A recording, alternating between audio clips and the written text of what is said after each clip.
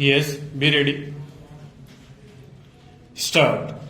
In our considered opinion, the observations made in para 9 of the impugned order are totally unwarranted and have been made overlooking the specific allegations contained in the FIR duly supported with the statement of the victim girl child under section 164 of the code.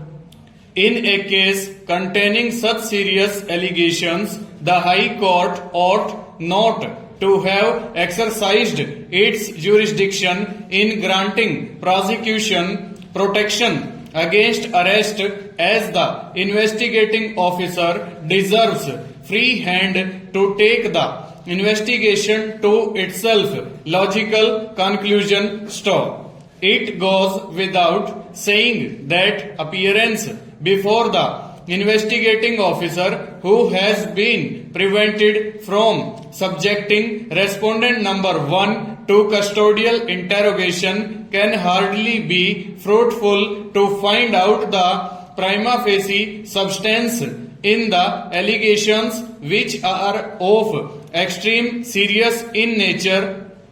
The fact that the victim girl is traumatized to such a high degree that her academic pursuits have been adversely impacted alone, coupled with the legislative intent especially reflected through section 29 of the POCSO Act, are sufficient to dissuade a court from exercise its discretionary jurisdiction in granting pre-arrest bail.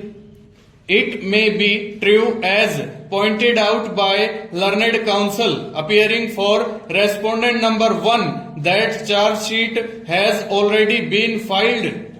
It will be unfair to presume on our part that the investigating officer does not require respondent number 1 for custodial interrogation for the purpose of further investigation, be that as it may, even assuming it a case where respondent number 1 is not required for custodial interrogation, we are satisfied that the High Court ought not to have granted discretionary relief of anticipatory bail.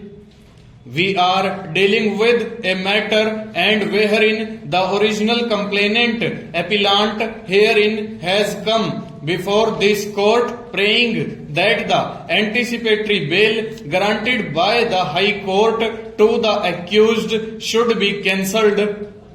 To put it in other words, the complainant says that the High Court wrongly exercised its discretion while granting anticipatory bail to the accused in a very serious crime like POCSO, and therefore the order passed by the High Court granting anticipatory bail to the accused should be quashed and set aside.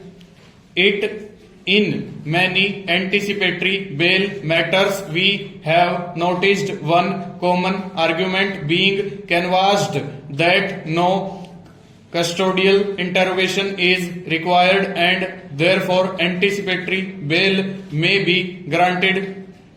There appears to be a serious misconception of law that if no case for custodial interrogation is made out by the prosecution, then that alone would be a good ground to grant anticipatory bail.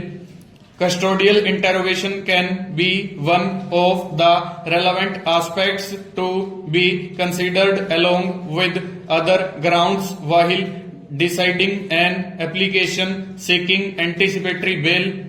There may be many cases in which the custodial interrogation of the accused may not be required, but that does not mean that the prima facie case against the accused should be ignored or overlooked and he should be granted anticipatory bail. The first and foremost thing that the court hearing an anticipatory bail application should consider is the prima facie case put up against the accused. Full stop. Over.